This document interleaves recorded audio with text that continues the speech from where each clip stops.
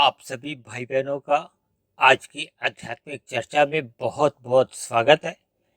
आज की चर्चा का विषय है वृद्धावस्था, एक वरदान या अभिशाप। देखिए, ये वरदान या अभिशाप आप सभी भाई बहनों को शायद ध्यान होगा। अक्सर बचपन में हम अपने स्कूल में एक निबंध आता था कि ये विज्ञान एक वरदान है या अभिशाप है। तो अक्सर सभी भाई बहन इस वरदान या अभिशाप शब्द से तो परिचित है, और वृद्धावस्था से तो हम सभी भाई बहन ही परिचित है, क्योंकि आपके हमारे जो स्थूल शरीर की एक वृद्धावस्था का आना एक बहुत बड़ी एक सच्चाई है। और वृद्धावस्था के बाद क्या आ जाता है, देखिए, वो उससे भी बड़ी एक सच्चाई है। क्योंकि मृत्यु के आने के बाद तो देखिए, जैसे घर पे कहीं से जब मेन स्विच ही ऑफ हो जाता है ना बिजली का, तो फिर सारी चीजें ही एक रुक जाती हैं। इसी तरह देखिए, जब मनुष्य की मृत्यु आ जाती है, मृत्यु क्या है, देखिए, आपके हमारे स्थूल शरीर से जब एक चेतन तत्व, एक शक्ति, एक आत्मा परमात्मा के साथ निकल जाती है। एक साधारण मनुष्य भले ही इस बात से अपरिचित रहता है कि उसके स्थूल शरीर के भीतर एक सूक्ष्म शरीर होता है, एक कारण शरीर होता है, ये भी माया के ही बने हैं। देखिए, माया के ये जो तीन गुण है, तमोगुण, रजोगुण और सतोगुण, इन्हीं का ही जो 23 तत्वों में विस्तार होता है, उसी में ही ये सतयुग, द्वापर, त्रेता, ये कलयुग, ये चार युगों का जो एक प्रवाह है, ये चलता रहता है।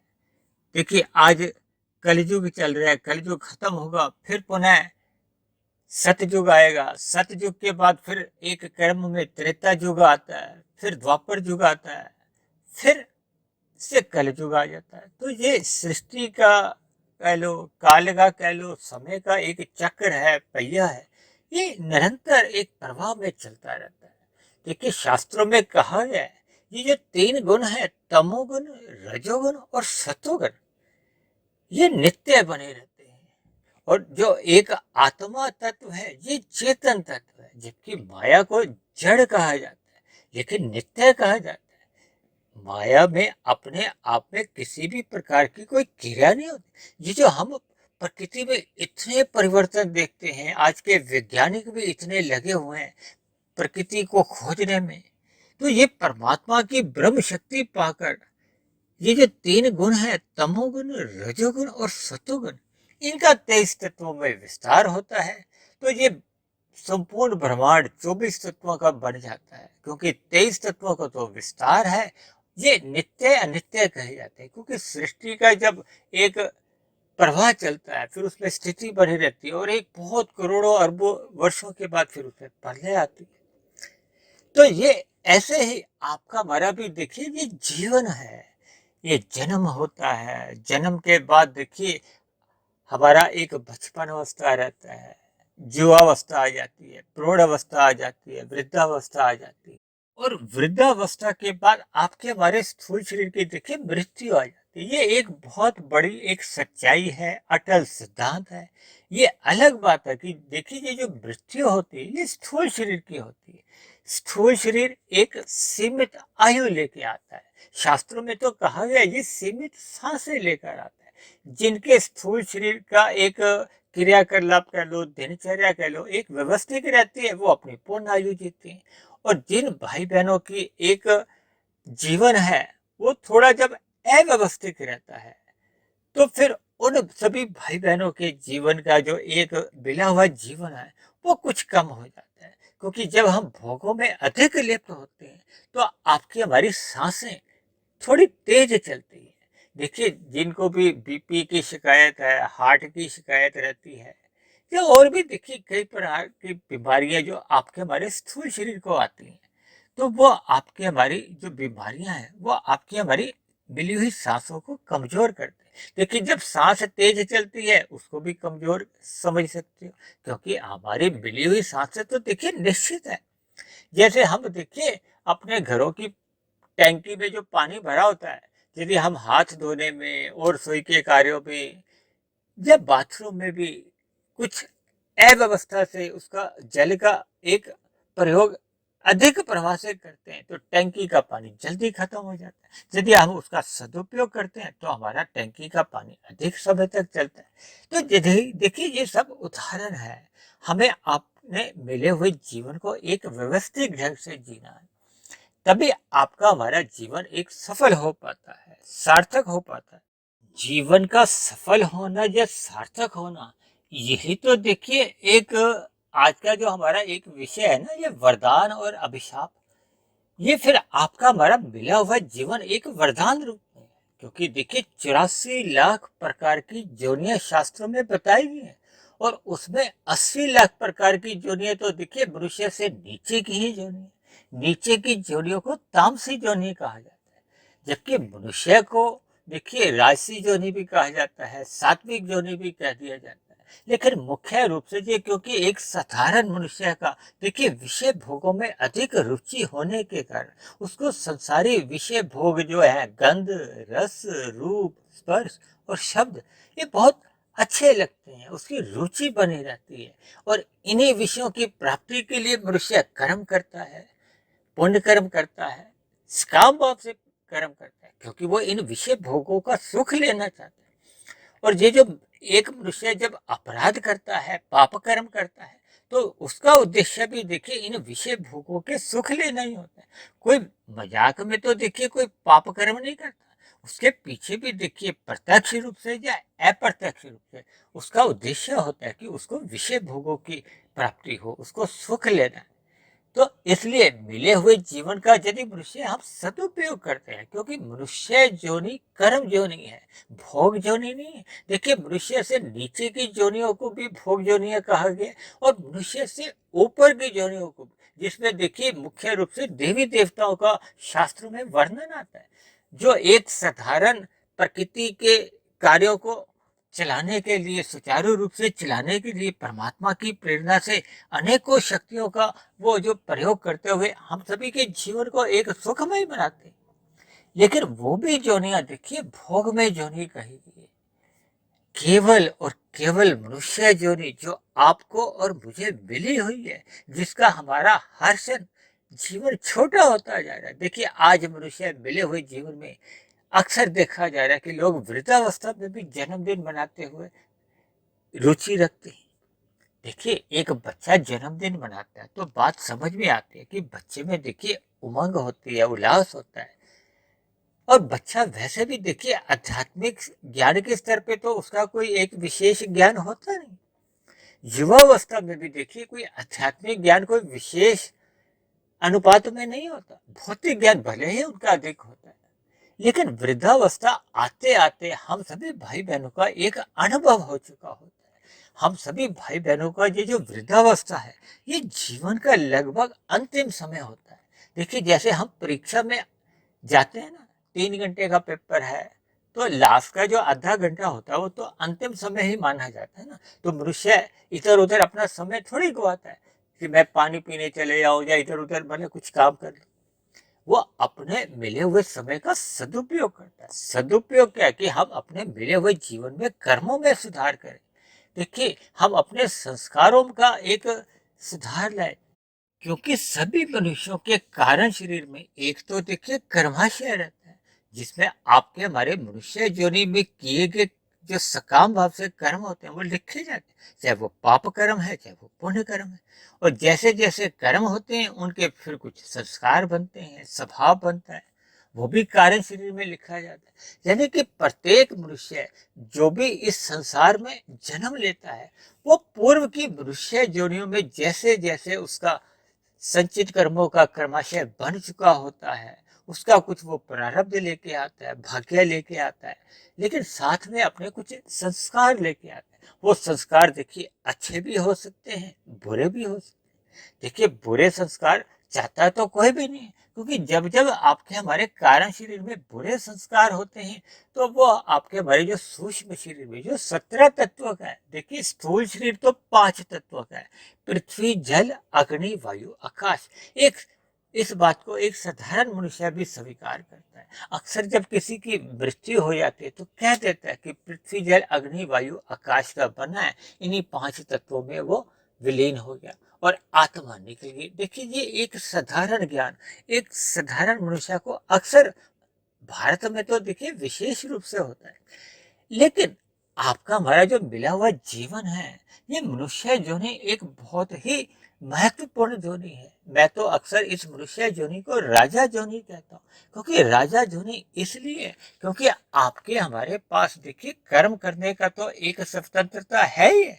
हम अपने मिले हुए जीवन में अपने सतोगुण में एक वृद्धि ला सकते हैं।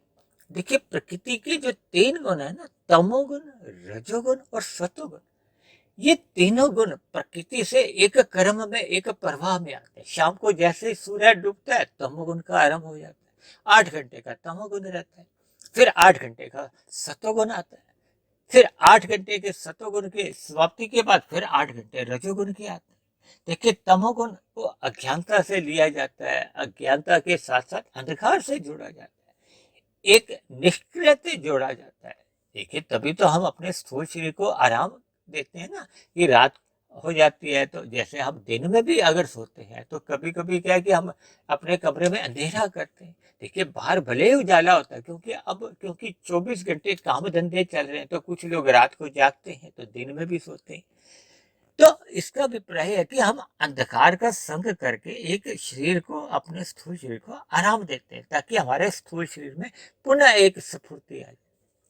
लेकिन मनुष्य जीवन पाकर यदि हम अपना तमोगुण या रजोगुण ही बढ़ाते हैं, तो फिर ये मिला हुआ जो जीवन है, ये कोई एक वरदान रूप में नहीं है। देखिए रजोगुण बढ़ाते हैं या तमोगुण बढ़ाते हैं, क्योंकि तमोगुण प्रत्यक्ष रूप से कभी कभी नहीं भी बढ़ता, लेकिन जब जब मनुष्य रजोगुण में अधिक भोगों में लिप्त रहता है, विषय बन जाता है, ये जो 5 विषय हैं, गंध, रस, रूप, स्पर्श और शब्द, ये सूक्ष्म भूत भी कहा जाता है। इन्हीं विषय भोगों के कारण ही आपके हमारे स्थूल शरीर का निर्माण होता है। देखिए माता के गर्भ में जो शिशु का निर्माण होता है, उसके पीछे का जो एक प्रक्रिया है, वो आपके हमारे विषय भोग ही है।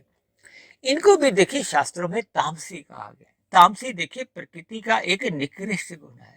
हालांकि देखिए उस भाव से इसको आपने गलत नहीं, क्योंकि परमात्मा ने प्रकृति में जैसी जैसी व्यवस्थाएं रखी हुई वो अपने आप में पूर्ण ही है। जैसे कहा जाता है ना, देखिए आयुर्वेदिक भाषा में ये जहर भी कोई नुकसान नहीं करता, लेकिन किसकी हमें कितनी मात्रा लेनी है। देखिए स्थूल शरीर की आवश्यकताओं के लिए तो हमें देखिए भोजन भी ग्रहण करना है, वस्त्र भी पहनने हैं, घर भी चाहिए। देखिए जो मायातीत महापुरुष भी हुए हैं, जिन्होंने परमात्मा का ध्यान लगाते हुए परमात्मा को पा लिया, उनके भी जीवन की देखिए आवश्यकताएं रही हैं, क्योंकि स्थूल शरीर जब तक है उसकी आवश्यकताओं से तो इनकार नहीं किया जाता।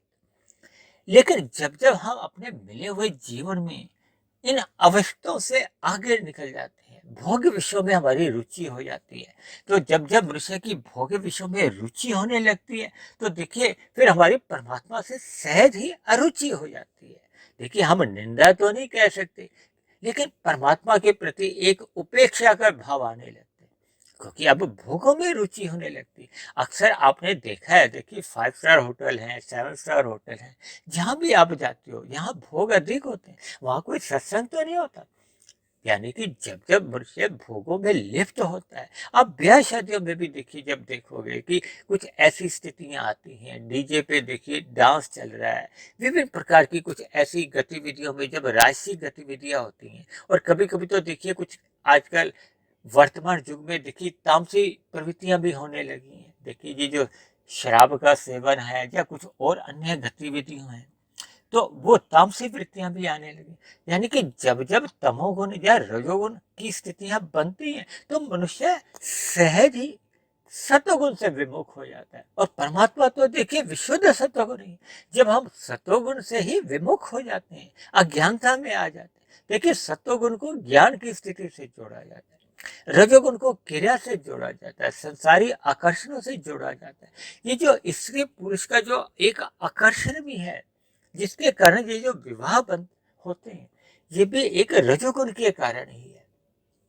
और तमोगुण को देखिए अज्ञानता से जोड़ा जाता है, अंधकार से जोड़ा जाता है, पाप कर्मों से जोड़ा जाता है और पदार्थों से जोड़ा जाता है।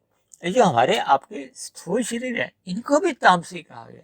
भले ही भगवान श्री कृष्ण ने गीता में मनुष्य जीवन को या मनुष्य के स्थूल शरीर को एक रथ की संज्ञा दी है। रथ को कहकर देखिए हमारी मनुष्य जोनि के महत्व को समझाया है। लेकिन साथ ही अर्जुन के माध्यम से आपको हमें एक संदेश दिया कि हमने मिले हुए जीवन का कैसे सदुपयोग करना है। देखिए जब जब हम अपने मिले हुए जीवन का सदुपयोग करते हैं तो वही आपका हमारे मिले हुए जीवन का एक वरदान है। देखिए ये जो मैंने कहा ना आरंभ में कि विज्ञान एक वरदान है या अभिशाप है, जो आज की जो मुझे वीडियो बनाने की जो प्रेरणा मिली है, इसके पीछे भी वो विज्ञान एक वरदान या अभिशाप के ही शब्द है।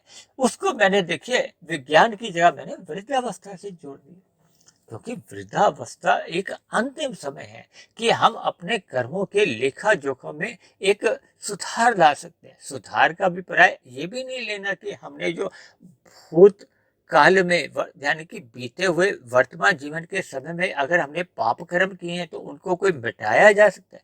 देखिए कोई भी कर्म मिटते नहीं है, समाप्त नहीं होते जब तक किए गए कर्मों का फल नहीं भोगा जाता।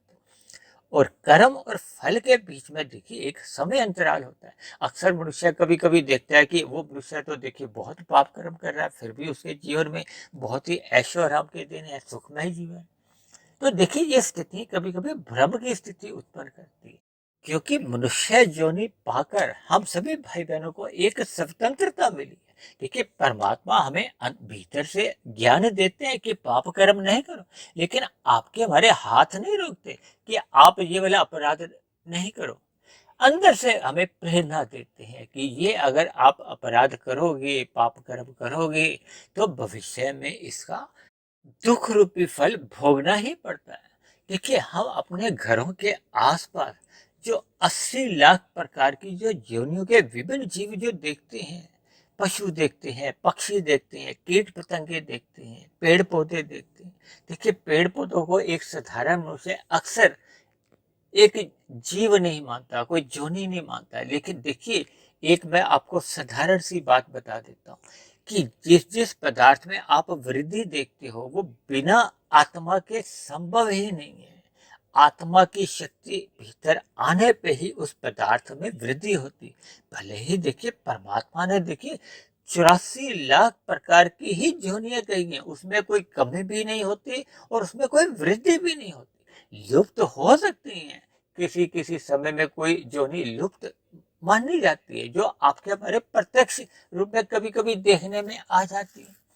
लेकिन परमात्मा की ओर से जैसी जैसी व्यवस्थाएं अनादिकाल से एक प्रवाह में चल रही है, इसलिए तो कहा जाता है कि देखिए परमात्मा की जितने भी सिद्धांत हैं उनका कभी भी खंडन नहीं होता। इसीलिए तो मैं देखिए कर्म फल को एक सिद्धांत की संज्ञा देता हूँ कि किए गए कर्मों के फल को इस सृष्टि की कोई भी ताकत बदल नहीं सकती। वो अलग बात है कि देखिए मनुष्य अपने मिले हुए जीवन में नए पुरुषार्थ द्वारा उन पहले के किए गए पाप कर्मों के जो दुख रूपी परिणाम है, फल है, उनको कमजोर कर सकता है। क्योंकि देखिए देखिए पुराना कोई दुख रूपी फल 100 रुपए का आ गया है, अब आप नया पुरुषार्थ यदि 300 रुपए का कर देते हो तो फिर वो ऐसी स्थिति में देखिए 300 रुपए का तो नया लाभ आ गया, तो फिर वो 100 रुपए का जो एक पुराना दुख रूपी फल है वो उतना दुखदायी नहीं रहा, उसका प्रभाव थोड़ा कम हो जाता है। लेकिन मात्रा रूप में तो देखिए वो 100 रुपए का दुख समाप्त नहीं किया जा सकता। यानी कि उस 100 रुपए के दुख को सृष्टि की कोई भी ताकत भले ही लिखिए, अक्सर देखा जाता है कि एक साधारण मनुष्य अज्ञानतावश अपनी जन्म पत्रियां इधर उधर लेकर भटकता है, धन भी खर्चता है, समय भी व्यर्थ करता है अज्ञानता पूर्वक। देखिए उस दुख रूपी फल को दुनिया की सृष्टि की कोई भी ताकत 100 रुपए से 99 रुपए 98 रुपए नहीं कर सकती। हाँ उसके प्रभाव को कम कर सकते हैं। देखिए हम जब जब सतोगुण में रहते हैं तो हम अपने मिले हुए जीवन का सदुपयोग करते हैं। देखिए आपके हमारे स्थूल शरीर की मुख्य रूप से देखिए जो अवस्थाएं आती हैं, जन्म के साथ ही जो एक अवस्था मिलती है वो देखिए बचपन अवस्था आरंभ होती है। ये बचपन अवस्था लगभग 10-12 वर्ष तक चलती है, फिर किशोरावस्था आ जाती है। तो मनुष्य जो जन्म से जैसे जैसे संस्कार लेकर आता है पूर्व जन्मों की मनुष्य योनियों के, क्योंकि देखिए यदि मनुष्य नीचे की योनियों से उन्नति करता करता यदि मनुष्य योनि प्राप्त करता है, तब भी वो जो पूर्व क्या जो अंतिम उसकी मनुष्य योनि होती है, उसमें जैसे जैसे उसके संस्कार बने होते हैं, उन संस्कारों को वो लेकर आता है। देखिए नीचे की योनियों में पाप कर्मों का क्षय होता है, क्योंकि दुख रूपी फल भोगे जाते, और ऊपर की योनियों में सुख रूपी फलों का भोग होता है, इसलिए वहां पुण्य कर्मों का नाश होता है, नीचे पाप कर्मों का नाश होता है। लेकिन संस्कारों की स्थितियां देखिए जथा स्थिति बनी रहती, ऊपर की जोनियां में जाओ चाहे नीचे की जोनियों, जो भी अंतिम मनुष्य जोनी रही होती है उसमें जैसे जैसी एक संस्कारों की स्थिति होती है। देखिए संस्कार क्या है, हम जैसे जैसे प्रकृति के गुणों का संग करते हैं, हमारे अंदर तामसी संस्कार भी हो सकते हैं, राजसी संस्कार भी हो सकते हैं, सात्विक संस्कार भी होते हैं। सात्विक संस्कार देखिए शुभ माने जाते हैं, और जो तामसी संस्कार है वो अशुभ माने जाते हैं, और राजसी संस्कार देखिए प्रत्यक्ष रूप से तो अशुभ नहीं माने जाते, लेकिन वो भी फिर धीरे धीरे देखिए अशुभ संस्कारों में ही चले जाते हैं। वो इसके पीछे का भी देखिए कारण है। शास्त्रों में कहा गया कि तमोगुण से 10 गुना अच्छा रजोगुण है, रजोगुण से 10 गुना अच्छा सतोगुण, और सतोगुण से भी 10 गुना अच्छा विशुद्ध सतोगुण है। इसको मैंने एक आधार माना है, और इसी आधार को मैंने अंकों से परिभाषित किया है। देखिए तमोगुण को आप 1 अंक मानो, मैं इसको 1 का सिक्का या 1 का नोट का भी नाम देता हूँ, और रजोगुण को आप 10 का नोट समझो, 10 अंक से, क्योंकि 10 गुना का फर्क है। 1 के सिक्के से 10 रुपए की जो मूल्य है उसका 10 गुना अधिक है ना, यानी कि वो अच्छा है। इसी तरह देखिए सतोगुण को आप 100 मानो, और विशुद्ध सतोगुण को 1000। एक बात समझने के लिए ज्ञान का अपने जो एक मूल अर्थ है वो आपको हमें समझ में आ जाए। देखिए जब जब ज्ञान हमारे कारण शरीर में टिकता है, शुभ संस्कार बनते हैं, अज्ञानता के संस्कार मिटने लगते हैं, फिर हम ज्ञान में स्थिति में आते हैं। परमात्मा का, आत्मा का, प्रकृति के ये 3 गुण है, तमोगुण, रजोगुण और सतोगुण, इनका हमें जब यथार्थ ज्ञान होने लगता तो फिर मनुष्य सकाम भाव से कर्मों को महत्व ही नहीं देता। तब जब मनुष्य सकाम कर्म ही नहीं करता तो फिर ऐसी स्थिति में फिर वो पाप कर्मों से तो पूर्ण रूप से ही बच जाता।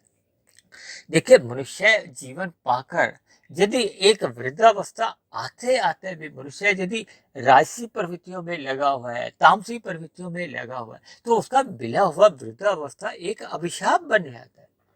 देखिए वरदान तो तभी बनता है जब हम अपने मिले हुए जीवन में सतोगुण की वृद्धि करते हैं। देखिए बचपन अवस्था एक अबोध मानी जाती है, क्योंकि आपके हमारे स्थूल शरीर तो देखिए वैसे ही तामसी है, भोग विषय भी तामसी कहेंगे, लेकिन जो आपका हमारा मन और बुद्धि है इनको सात्विक कहा जाता है।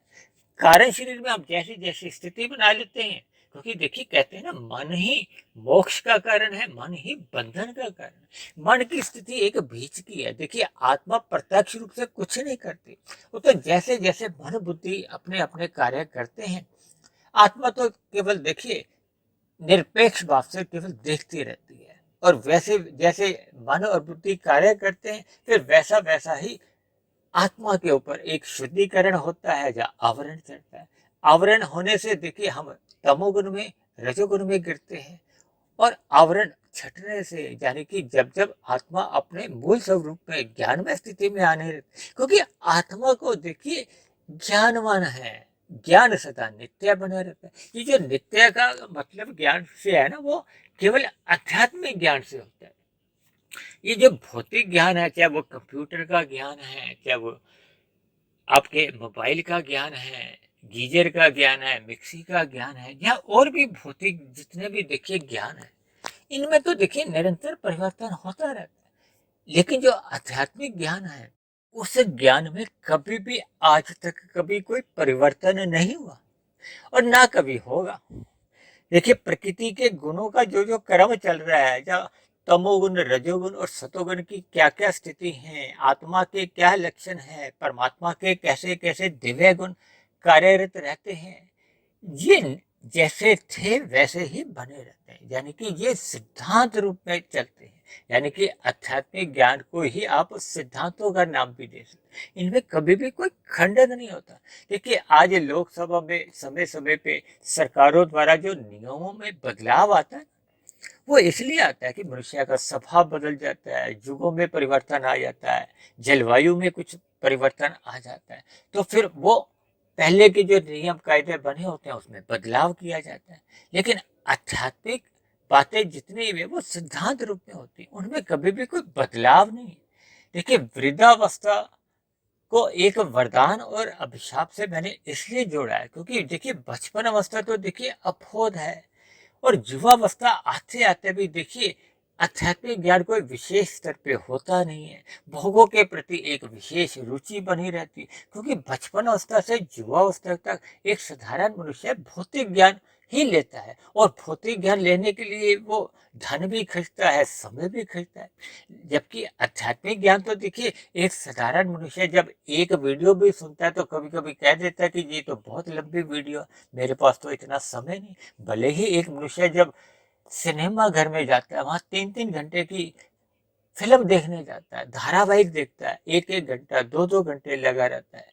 और कभी कभी तो देखिए, कुछ ऐसे मैच भी हैं जो 1-1 दिन चलते हैं, 5-5 दिन चलते हैं, फिर उनके क्रम चलते रहते हैं, तो उसमें घंटों दिन भी व्यतीत करता है। लेकिन एक साधारण मनुष्य इन बातों को, यानी कि सात्विक साहित्य को या आध्यात्मिक ज्ञान को अपने जीवन में महत्व नहीं देता। लेकिन जब जब हम भौतिक गतिविधियों में अधिक रुचि रखते हैं तो आपका बड़ा रजोगुण या तमोगुण ही बढ़ता है। और ये देखिए, रजोगुण और तमोगुण बढ़ना ये कोई वरदान तो है नहीं, क्योंकि भौतिक उपलब्धियां मरने के साथ ही समाप्त समझी जाती, क्योंकि आध्यात्मिक उन्नति किए बिना हमारा आपका मिला हुआ जीवन सफल नहीं होता। ये आपको हमें जो एक अवसर रूप में मनुष्य जो नहीं मिली है, इसका लाभ उठाना चाहिए। लाभ क्या है? देखिए, जब जब हम अपने कारण शरीर में अज्ञानता के संस्कार, यानी कि तामसी राशि प्रवृत्तियों को कमजोर करते हैं। देखिए, योग दर्शन में एक जिक्र आता है कि हमने अपने कारण शरीर में जो अज्ञानता के संस्कार हैं, अज्ञानता के संस्कार क्या है? देखिए, ये तामसी राशि संस्कार अज्ञानता के ही माने जाते हैं। इनको जैसे जैसे हम दग्ध बीज करते हैं, समाप्त करते हैं, देखिए ये एक बीज रूप में है। जब बीज में अंकुरन नहीं होगा, क्योंकि जल गया, क्योंकि जब बीज जल जाता है तो उसमें अंकुरण की संभावना तो समाप्त हो जाती है। और यदि बीज है, अभी वो सुप्त अवस्था में है, देखिए अक्सर जो हम पूर्व जन्म के जो संस्कार लेके आते हैं, चाहे वो अच्छे हैं चाहे वो बुरे हैं, अक्सर वो बचपन अवस्था में सुप्त अवस्था में रहते हैं, सोए रहते हैं। जैसे युवावस्था आती है तो थोड़े थोड़े जागने शुरू हो जाते हैं, और जैसे जैसे प्रौढ़ अवस्था आती है, वृद्धावस्था आती है, तो वो पूर्व जन्म के जो हमारे संस्कार, चाहे वो अच्छे हैं चाहे वो बुरे हैं, वो पूर्ण रूप से एक प्रकट अवस्था में आ जाते हैं, जाग जाते हैं, जागृत अवस्था में रहते हैं। और जागे हुआ क्या करता है? क्रियाएं करता है। देखिए, जब जब हम जागे होते हैं तो हम क्रियाएं करते हैं ना, सोचने से करते हैं, चाहे हाथ पैरों से करते हैं, वाणी से करते हैं। और जब हम सो जाते हैं तो हमारा स्थूल शरीर निष्क्रिय हो जाता है, तब तो हमारी कोई क्रियाएं नहीं होती। तो हमारे पूर्व के जैसे जैसे संस्कार बने होते हैं, देखिए कर्माशयों का तो अपने आप जैसे जैसे हम फल भोगते हैं, मैंने बताया ना, उनका भोग होता जाता है, वो कम होते जाते हैं। और नए कर्म यदि हम काम भाव से करते हैं तो वो और जुड़ते जाते हैं। तो इसलिए मनुष्य को जैसे जैसे ज्ञान होता है, ज्ञान क्या, देखिए जब जब हम अपना सतोगुण बढ़ाते हैं, मनुष्य जोनी पाकर हमें अपना सतोगुण बढ़ाना है। सतोगुण बढ़ाने के बाद ही हमारी एक सतोगुण में एक स्थायी स्थिति बनती है, फिर हमें वहीं से विशुद्ध सतोगुण परमात्मा की अनुभूति होने लगती है। जब तक मनुष्य सतोगुण में ही स्थित नहीं होता तो उसको परमात्मा की अनुभूति ही नहीं होती, क्योंकि परमात्मा तो देखिए एक विशुद्ध सतोगुण ही सत्ता है। उसको आरंभ में तो देखिए आत्मा की भी अनुभूति नहीं होती, तो फिर परमात्मा तो और भी एक विशाल सत्ता है। जब जब मनुष्य को देखिए अपने स्थूल शरीर के स्तर पर विषय भोगों में ही रुचि रहती है, तब वो तमोगुण या रजोगुण में ही उसके जीवन चलता रहता है। और जब जब मनुष्य का जीवन रजोगुण और तमोगुण में ही घिरा रहता है, तो उसकी जीवन में कोई उन्नति नहीं होती। यानी कि फिर आपका हमारा मिला हुआ जो जीवन है वो एक वरदान रूप से बन नहीं पाता। देखिए अभिशाप शब्द आप समझ भी सकते हो। देखिए जब हम मिले हुए अवसर का लाभ ही नहीं उठाते, क्योंकि मिले हुए अवसर का लाभ उठाना ही एक वरदान है। क्योंकि मैंने कहा ना वृद्धावस्था एक वरदान, क्योंकि देखिए बचपन अवस्था तो अबोध रहती है और युवावस्था में रजोगुण अधिक प्रधान होता है। तब ऐसी स्थिति में सत्वगुण उनका कमजोर होता है। देखिए कहते हैं ना युवावस्था में जोश अधिक होता है, होश कम होता है। इसका अभिप्राय यही लेना चाहिए। देखिए जोश का मतलब क्या है, क्रिया में वो अधिक क्रियाशील रहते हैं तो रजोगुण प्रधान होता है। जब हम ज्ञान को महत्व नहीं देते, ज्ञान का अभिप्राय मैंने बताया ना भौतिक ज्ञान से नहीं, यहाँ आध्यात्मिक ज्ञान से। क्योंकि युवावस्था में इन आध्यात्मिक चर्चाओं के प्रति कोई विशेष मनुष्य की रुचि नहीं होती, इसलिए उसका जो एक सात्विक ज्ञान है वो कमजोर होता है। देखिए जब जब एक गुण प्रधान होता है तो दूसरा गुण गौण स्थिति में होता है, तीसरा गुण अति गौण की स्थिति में रहता है। अक्सर हम अपनी चर्चाओं में कहते हैं ना, देखिए जैसे तमोगुण को 1 कहा जाता है, रजोगुण को 10 और सतोगुण को 100। वो मैं इसीलिए कहता हूँ। देखिए जब जब हम रजोगुण में स्थित होते हैं तो 1 और 10 देखिए पास पास है, इसलिए तमोगुण में आना जाना बना रहता है। मैं तो अक्सर इनको पड़ोसी भी कह देता हूँ कि तमोगुण और रजोगुण ये पड़ोसी हैं। जब जब मनुष्य रजोगुण में रहता है तो उसका तमोगुण का बार बार आना जाना बना रहता है। तब ऐसी स्थिति में देखिए उसका सतोगुण से जो एक नाता है वो थोड़ा कमजोर पड़ जाता है, क्योंकि वो 100 की स्थिति में। जैसे किसी का मकान जिस गली में है तो वो कुछ गलियां छोड़ के है तो वहां मेहनत करनी पड़ती।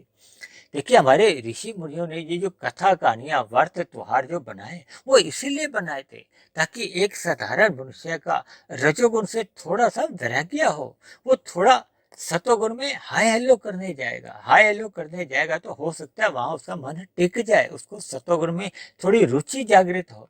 देखिए एक साधारण सी बात है, जब जब हमारी विशुद्ध सतोगुण के प्रति रुचि जागृत हो जाती है, यानी कि सतोगुण में स्थित रहकर ही ये रुचि जागृत होती है, तो ये आपके हमारे मिले हुए जीवन का एक वरदान है। क्योंकि मनुष्य जीवनी में ही सत्संग करना संभव है। सत्संग करने का अवसर केवल और केवल मनुष्य जीवनी में, मनुष्य से नीचे की जीवनियों में ऐसा अवसर दिया ही नहीं गया, और मनुष्य से ऊपर की जीवनियों में भी देखिए ऐसा अवसर नहीं है। भले ही देखिए उनके पास सभी प्रकार के एक सुख सुविधा के साधन रहते, लेकिन वहां पे हम जितना भी जो सत्संग के बारे में कुछ करते हैं तो उससे कोई मनुष्य की आध्यात्मिक यात्रा लिखी नहीं जाती, उसमें कोई वृद्धि नहीं होती। मैंने कहा ना मनुष्य जोनि में ही संस्कार बनते भी हैं और बिगड़ते भी हैं।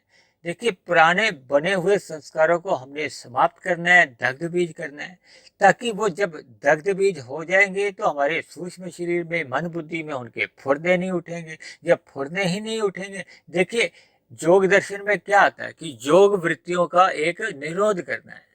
जब उनको हमने रोकना है तो क्या है कि हमारा रजोगुण हमने समाप्त करना है, मन को परमात्मा में लगाना है। तभी तो ये भोग विषयों की जो इच्छाएं होती हैं वो समाप्त होती हैं।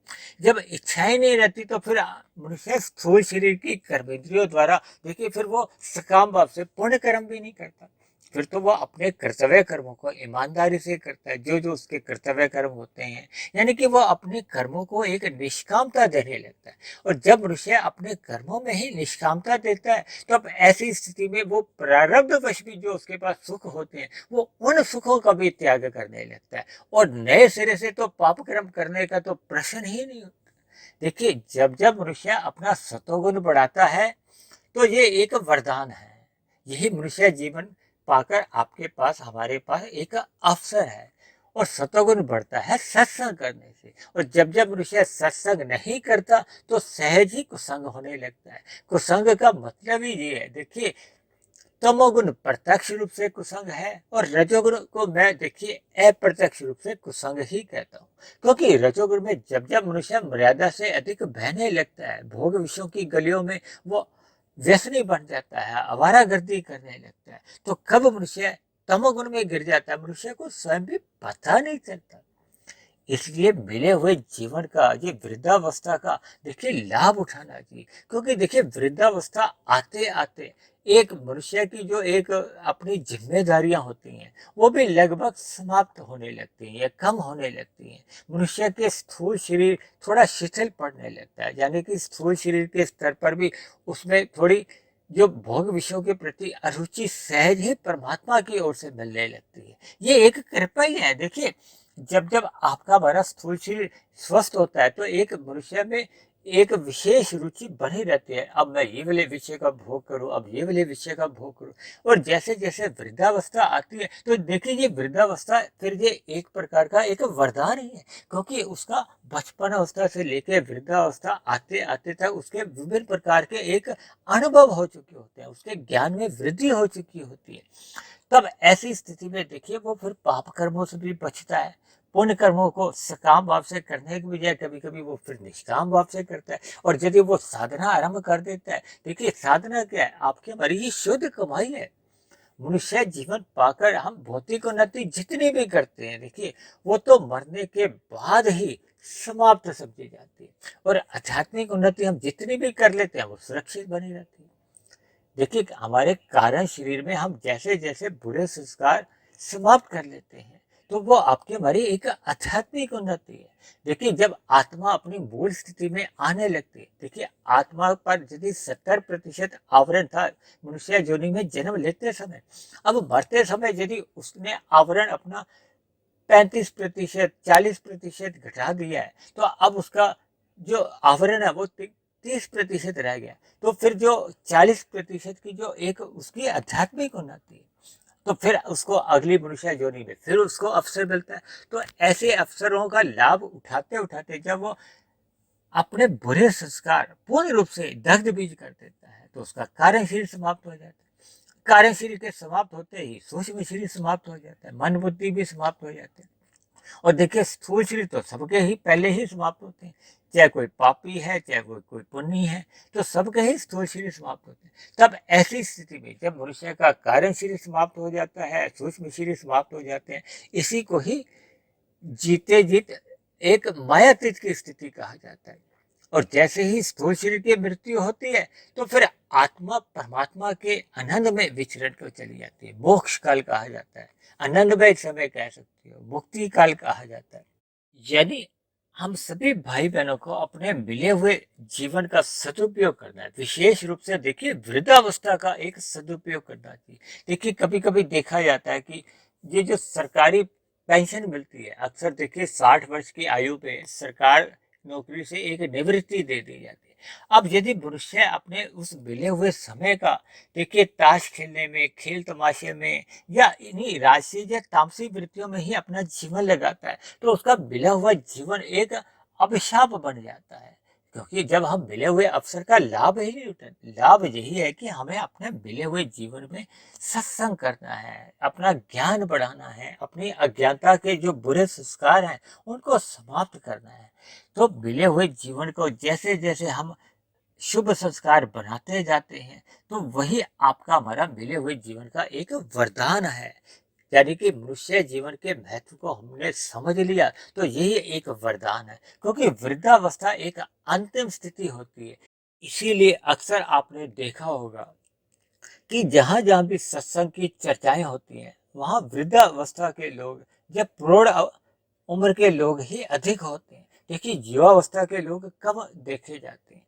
क्योंकि वृद्धावस्था तक मनुष्य को एक आभास होने लगता है कि ये जो भौतिक प्रकृति के ये जो जितने भी विषय भोग हैं ये हमें स्थायी सुख नहीं देते, ये अस्थायी सुख ही देते हैं। ये आपके हमारे मिले हुए जीवन का कोई एक सदुपयोग नहीं है। इसलिए मिले हुए जीवन में हम जितनी अधिक आध्यात्मिक उन्नति कर लेते हैं वही आपकी हमारी एक शुद्ध कमाई है, वही आपके हमारे मिले हुए जीवन का एक वरदान है। इसलिए मेरी आप सभी भाई बहनों से विनती है कि मिले हुए जीवन का सदुपयोग कीजिए, मिले हुए जीवन को एक वरदान रूप में लीजिए। और उसमें ये वृद्धावस्था ये हमारे आपके जीवन का एक अंतिम पड़ाव है। इस पड़ाव का सदुपयोग करना ही आपके हमारे जीवन में एक सफलता लाता है, अपने मिले हुए जीवन को एक सार्थकता देता है। तो ऐसी सभी शुभ स्थितियां हम सभी भाई बहनों के जीवन में भी बने। ये तभी संभव हो पाता है कि जब मनुष्य सत्संग को अधिक महत्व देता है, यानी सतोगुण को अधिक महत्व देता है। जब मनुष्य सतोगुण को अधिक महत्व देता है तो सुबह सूर्य निकलने से पूर्व का जो ब्रह्म मुहूर्त का समय होता है, उस मिले हुए ब्रह्म मुहूर्त का हम सभी भाई बहनों को पूर्ण लाभ लेना चाहिए। इसलिए मेरी आप सभी भाई बहनों से विनती है, देखिए हम तो ये सभी वीडियो केवल और केवल ब्रह्म मुहूर्त में ही बनाते हैं, तो मेरी आप सभी भाई बहनों से भी विनती है कि इन बनी हुई वीडियो का भी पूर्ण लाभ लेने के लिए आप इन सभी वीडियो को केवल ब्रह्म मुहूर्त में ही सुने, ताकि ज्ञान की जो सूक्ष्म कड़ियां हैं वो आपको समझ में आ जाए, ताकि मिला हुआ जो जीवन है वो एक वरदान रूप में सफल हो, सार्थक हो, और हम अभिशाप से भी बच जाए, ताकि मरने के बाद किसी भी स्थिति में हमें नीचे की जोनियों में भटकना नहीं पड़े। इसलिए हम सभी भाई बहनों को मिले हुए जीवन का लाभ उठाना चाहिए, यानी कि अपना सतोगुण बढ़ाना चाहिए, और विशुद्ध सतोगुण परमात्मा को पाने का ही लक्ष्य सदा हमारे मन में बने रहना चाहिए, ताकि हमारी दिशा सदा ही परमात्मा की ओर केंद्रित रहे। ऐसा लक्ष्य हम सभी भाई बहनों का सदा हर क्षण बना रहे, और ऐसी शुभ स्थितियां हम सभी भाई बहनों के जीवन में भी बने। इन्हीं शब्दों के साथ आज की चर्चा को अब हम यही विश्राम देते हैं। आप किसी भाई बहन का आज की आध्यात्मिक चर्चा से संबंधित कोई प्रश्न हो, कोई मेरी कही की बात आपको समझ में नहीं आई हो, तो आप नीचे दिए गए कमेंट्स बॉक्स पर जाकर आप अपना प्रश्न लिख सकते हैं। और मेरी कही गई बातों पर आपकी किसी प्रकार की कोई आपत्ति हो तो आप अपनी आपत्ति को, मतभेद को भी नीचे दिए गए कमेंट्स बॉक्स पर जाकर लिख सकते हो। देखिए, कुछ बातें आज की चर्चा में मैंने एक समझाने के तौर पर ही रखी हैं। यदि उन बातों से किसी भाई बहन को कोई बुरा लगता हो तो मैं उसके लिए क्षमा चाहता हूँ। देखिए, शास्त्रों में भी ऐसी बहुत सी बातें समझाने के लिए कटाक्ष रूप में कही जाती हैं, ताकि हम सभी के मिले हुए जीवन में सुधार आए। देखिए, हम अपने बच्चों का भविष्य जब सुधारना चाहते हैं तो हम उनको कई प्रकार से कथा कहानियां सुनाते हैं, कई प्रकार की शिक्षाएं देते हैं, ताकि हमारे बच्चों के जीवन में भटकाव नहीं आए। इसी तरह देखिए, हमारा जो माता पिता है वो भगवान है, उनके द्वारा जितने भी ग्रंथ हैं वो भी हमारे माता पिता ही हैं, क्योंकि ज्ञान या शास्त्र आपको हमें एक प्रकाश देते हैं, ज्ञान देते हैं, रास्ता दिखाते हैं कि हमें परमात्मा की ओर जाना है, हमें दिशा दिखाते हैं। तो ऐसी सभी शुभ स्थितियों से हमें एक बातों को हमें सकारात्मक रूप में लेना चाहिए, और अपने जीवन में एक सकारात्मक परिवर्तन लाना चाहिए, अपने दिनचर्या में सुधार लाना चाहिए, ताकि हमें मिले हुए जीवन का हम सदुपयोग करें। और मिले हुए जीवन का सदुपयोग करना ही एक वरदान है। ऐसा वरदान हम सभी भाई बहनों के जीवन में मरते दम तक सदा ऐसी ही स्थिति बनी रहे। फिर भी किसी भाई बहन को आज की कही गई बातों पर कोई ऐतराज हो तो आप अपना आपत्ति या शिकायत भी नीचे दिए गए कमेंट्स बॉक्स पर जाकर लिख सकते हैं।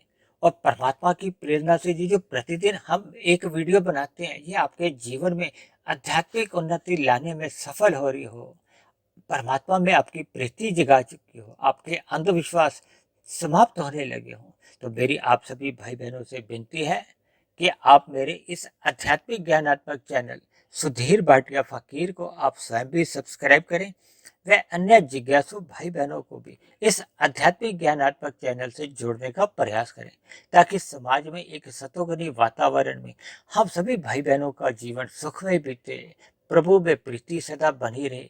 इन्हीं शब्दों के साथ चर्चा को अब हम यही विश्राम देते हैं। कल फिर मिलते हैं एक नए विषय को लेकर, एक नए संदेश के साथ। तब तक आप सभी भाई बहनों का बहुत बहुत धन्यवाद।